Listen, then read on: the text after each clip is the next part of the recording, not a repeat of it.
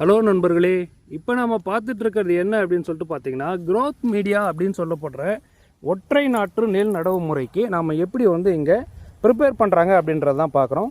இப்போ இது எல்லாமே பார்த்தீங்கன்னா ஒற்றை நாற்று நெல் நடவு முறைக்காக ட்ரே முறையில் ப்ரிப்பேர் பண்ணியிருக்கிறாங்க.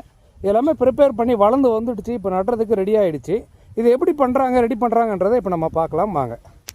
முதல்ல இதுக்கு தேவையானது என்னன்னு சொல்லிட்டு பார்த்தீங்கன்னா, இது எல்லாமே பார்த்தீங்கன்னா கரும்பு ஆலையிலேருந்து வருகின்ற அதனுடைய அழுக்கு. இதை சேமித்து இதை சேகரித்து வச்சுக்குவாங்க. அடுத்து இது பார்த்தீங்கன்னா இது சாம்பல். இந்த சாம்பலையுமே தனியாக சேமித்து வச்சுக்குவாங்க. இப்போ செம்மண், இது மாதிரி இருக்கிற செம்மண்ணிலேருந்துமே ரெடி பண்ணி வச்சுக்குவாங்க. இப்போ இந்த செம்மண்ணை துகள் துகளாக நுணுக்கி அதை சலித்து இது மாதிரி ரெடி பண்ணி வச்சுக்கிறாங்க. பாருங்கள் எந்த அளவுக்கு நைஸாக மாவு மாதிரி இருக்குது பாருங்கள்.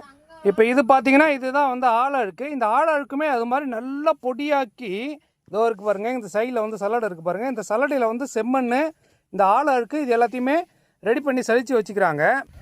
இப்போ இது பார்த்தீங்கன்னா இந்த ஆழ அழுக்கு, இந்த செம்மண், இது கூட பார்த்தீங்கன்னா நெல் உமி, இது எல்லாத்தையுமே ஒன்றா சேர்ந்து மிக்சிங் பண்ணி இப்போ இங்கே பாருங்கள் இதுமாரி ட்ரேவில் பார்த்தீங்கன்னா ரெடி பண்ணிக்கிறாங்க ஃபஸ்ட்டு ட்ரேவை.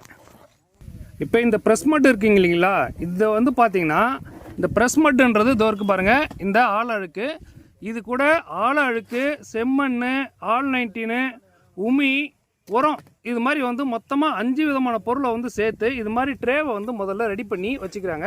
இங்கே பாருங்கள் இப்போ ட்ரே இது மாதிரி அடுக்கி வச்சுட்டாங்க. இப்போ இது மாதிரி ட்ரே அடுக்கி வச்சதை அடுத்தது என்ன ப்ராசஸ் பண்ணுறாங்கன்னு பார்க்கலாம்.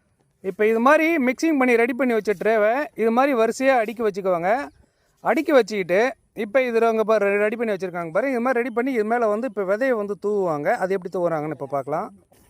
இந்த அடுக்கி வச்ச ட்ரே மேலே முதல்ல இது மாதிரி தண்ணியை தெளிச்சிக்குவாங்க. பூ வழி வச்சு இது மாதிரி தண்ணியை ஃபஸ்ட்டு நல்லா தெளித்து ஈரப்பதமாக கொண்டுட்டு வந்துடுவாங்க.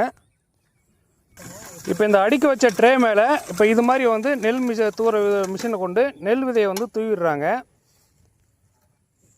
இப்போ மிஷின் மூலமாக தூவின நெல்லில் எதாவது கேப்ஸ் இருந்ததுன்னா இது மாதிரி கையாலே நெல்லை தூவி ஃபில்லப் பண்ணிடுவாங்க. எல்லா ட்ரேவுமே கரெக்ட் பண்ணிவிடுவாங்க.